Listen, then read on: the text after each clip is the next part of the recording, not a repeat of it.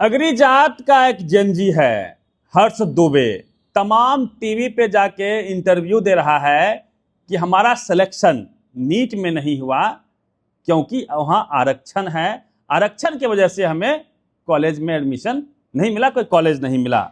बातचीत करेंगे, हमारे साथ बेस सर हैं।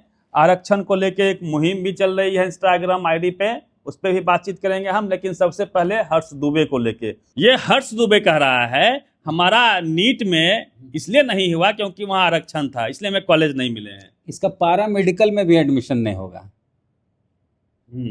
और बहुत सारे लड़के कहते हैं कि आईआईटी में मेरा एडमिशन इसलिए नहीं हुआ क्योंकि आरक्षण है, उसको आईटीआई की परीक्षा में बैठा दीजिए एंट्रेंस में, वो भी पास नहीं करेगा। ये जो कह रहा है कि मेरा मेडिकल में एडमिशन नहीं हुआ क्योंकि आरक्षण है, अरे आरक्षण तो तुम्हारे लिए भी है। तुम्हारी आबादी 10% है अगड़ी जात के हिंदू की, और मुस्लिम को मिला दे तो 15% अगड़ी जात की, तो 15% अगड़ी जात की जो आबादी है उसमें 10% गरीब है। उस 10% के लिए 10% रिजर्वेशन है, और ओपन कैटेगरी फिर 40% है, तो यानी 50% स्पेस में भी तुम अपने आप को नहीं ले आए। तो आरक्षण का दोष नहीं, दोष तुम्हारा है। तुम ना पैरा मेडिकल के लायक हो ना मेडिकल के लायक हो। तुम्हारे जैसा जैसा डॉक्टर अगर बन जाए तो पेट में कैंची छोड़ देगा, समझ आई बात। ऐसे ऐसे डॉक्टर बन जाता है डोनेशन से, और पेट में कैंची छोड़ देता है। ये कह रहा है कि अमीरी और गरीबी के आधार पे आरक्षण होनी चाहिए, ताकि कि जनरल कैटेगरी में भी तुम ही लोग चल जाओ, और रिजर्वेशन वाला पर भी सुदामा कैटेगरी में भी तुम ही लोग चल जाओ। माने अमीरी ओपन कैटेगरी में, जनरल कैटेगरी में भी यही लोग जाए, और रिजर्वेशन में भी यही लोग चल जाए। इसीलिए ये लोग चाहता है कि अमीरी और गरीबी के नाम पे आरक्षण हो। फिर दलित पिछड़े कहाँ जाएंगे? उसको कहते हो कि मेरिट नहीं है, वो तो परीक्षा पास करता है। तो जब अमीरी गरीबी के आधार पर आरक्षण होगी गरीबी के नाम पर, तो वहां तो सिलेक्ट ही नहीं हो पाएगा एससी एसटी ओबीसी। हैं ऐसे ऐसे लोग किसी चीज में असफल हो जाएंगे तो कहेंगे आरक्षण की वजह से। भारत ओलंपिक में बहुत अच्छा नहीं कर पाता है, वहां कहे नहीं कहते कि आरक्षण की वजह से होता है। वहां तो आरक्षण नहीं है, वहां तो बहुत सारे ओलंपिक लाना, गोल्ड मेडल लाना चाहिए। हैं तो ऐसे ऐसे बच्चे जो पैरा मेडिकल में भी पास नहीं हो पाएंगे, उसको टीवी पे लाके बैठा दिया जाता है और कहता है वो बच्चा कि मेरा मेडिकल में इसलिए नहीं हुआ क्योंकि वहां आरक्षण है। अरे मंद बुद्धि बालक, तुम्हारा मेडिकल में नहीं हुआ तो तुम्हारा दोष है। तुम्हारे जात बिरादरी वालों का तो हुआ है। 10% ईडब्ल्यूएस में किसका एडमिशन हुआ? बाकी ओपन कैटेगरी जो 40% है जनरल, उसमें किसका एडमिशन हुआ? यानी 50%, 10% आबादी के लिए 50% जगह है, उसमें भी तुम्हारा सिलेक्शन नहीं हुआ तो तुम किसी काम के लायक नहीं हो। तुम्हारा एडमिशन पैरा मेडिकल में भी नहीं होगा। और ऐसे लोग चाइना और कहां कहां जाके डिग्री लाता है, और हाँ यूक्रेन से फर्जीवा डिग्री जिसकी वैल्यू इंडिया में नहीं है। कई को परीक्षा पास करना होता है उसको भी पास नहीं कर पाता है। तो ये लोग टीवी वाला सोचा, देखिए एक चीज है, आरक्षण प्राइवेट में आरक्षण के लिए आप कितनी भी लड़ाई लड़िए, टीवी अखबार वाला आपकी खबर नहीं छापेगा, कभी नहीं छापता। लेकिन आरक्षण के विरोध में 4 आदमी सड़क पे आएगा तो बड़ी खबर छपती है। क्यों?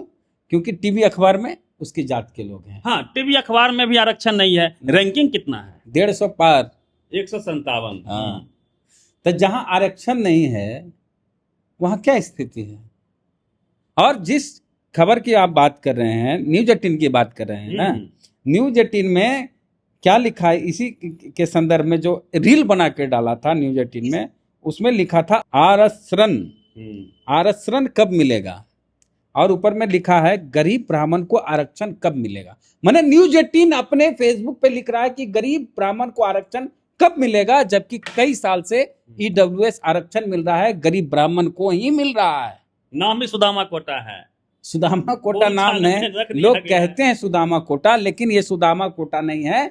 तो मतलब कि कैसे ही मीडिया वाला बेवकूफ बना रहा है। सबसे पहले जो लिखा उसको आरक्षण लिखने नहीं आता, और ये लिख रहा है कि गरीब ब्राह्मण को आरक्षण, आरक्षण कब मिलेगा। तो भाई साहब, जिस दिन तुमको आरक्षण लिखना आ जाएगा उस दिन तुमको ईडब्ल्यूएस का आरक्षण मिल जाएगा। हाँ, पढ़ेगा लिखेगा तब तो ईडब्ल्यूएस में भी जाएगा। हाँ, ईडब्ल्यूएस के लायक भी नहीं है।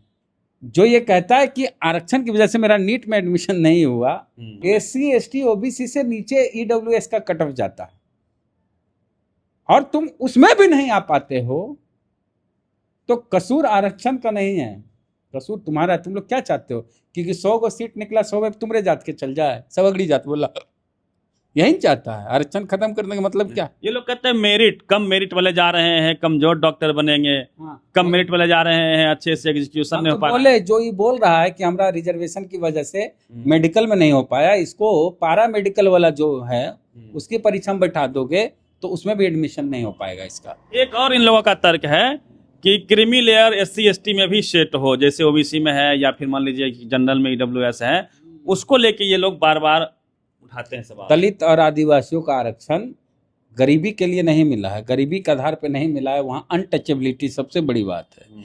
अगर ये लोग कह दे कि अमीर हो जाने के बाद या अच्छा खासा कोई पैसा कमाता है तो वो दलित नहीं होगा, वो मंदिर का पुजारी बन सकता है, वो हमारे घर की बहन बेटियों से विवाह कर सकता है, तो खत्म कर दिया जाए उसका आरक्षण। ये लोग कह दे जातीय भेदभाव खत्म हो जाए। क्या लगता है कि कोई दलित नौकरी कर लिया या 10 लाख रुपया कमाने लगा सालाना तो वो दलित नहीं रहा, उसको मंदिर का पुजारी बना देगा? हैं? अरे परीक्षाओं में फेल कर दिया जाता है जात देख के, इंटरव्यू में नंबर कम दिया जाता है जात देख के, और कई ऐसी खबरें रवि हम आपको बताते हैं। महादलित परिवार का हुक्का पानी बंद कर दिया जाता है। और 2016 की एक हम खबर दिखाना चाहते हैं रवि, बिहार की ही खबर है, हिंदुस्तान अखबार की एक खबर है, 24/8/2016। हेडलाइन क्या है? जातियों में बंट गए हैं बाढ़ राहत शिविर। जब बाढ़ आई और बाढ़ के बाद जब उनके लिए राहत शिविर बनाए गए तो राहत शिविर भी जात के आधार पे बट गए। और अंडरलाइन किया हुआ जो लिखा हुआ उसको आप पढ़िए। राहत सामग्री लेने के दौरान उच्च जाति के बाढ़ पीड़ितों ने निचली जाति की महिलाओं को भगा दिया। महिलाओं से कहा गया कि वे इस तरफ न आए क्योंकि ऊंची जाति के लोग उनके साथ खाना नहीं खा सकते। पीड़ित महिलाओं ने कहा कि मुखिया ने उन्हें अलग अलग ठहराया है।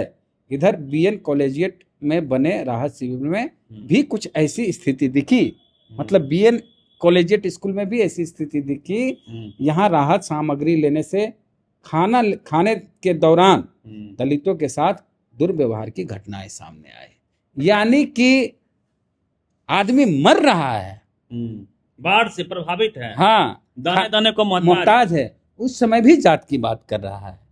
और बताइए कि जात क्यों कर रहे थे उस समय? जात सब पीड़ित थे। और अभी एक वीडियो हम देख रहे हैं रवि, श्रेयसी सिंह जो जमुई की विधायक हैं और बिहार सरकार में मंत्री हैं, खेल मंत्री, हाँ, वो दलित महादलित की बस्ती में गई, महादलितों के बीच, और उनको लड्डू खिला रही थी, लड्डू बांट रही थी, विजुअल लगा दिया जाएगा।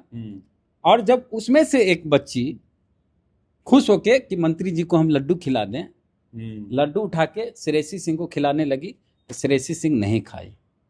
देखें ये वीडियो? नहीं देखा है, देख लीजिएगा, स्क्रीन पे लग जाएगा। तो ये श्रेयसी सिंह दलितों को लड्डू खिला सकती है, लेकिन दलित उनके मुंह में लड्डू नहीं खिला सकती है।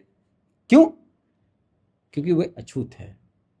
आज भी उनको अछूत समझा जा रहा है। और लेटेस्ट वीडियो है, कई बच्चे जंजी जो अग्री जात के हैं वो इंस्टाग्राम पे पोस्ट कर रहे हैं पानी पिलाते हुए कि भाई ये दलित है, हम सवर्ण ब्राह्मण है, हम पानी पिला रहे हैं, अब छुआछूत नहीं है, अब भेदभाव नहीं है।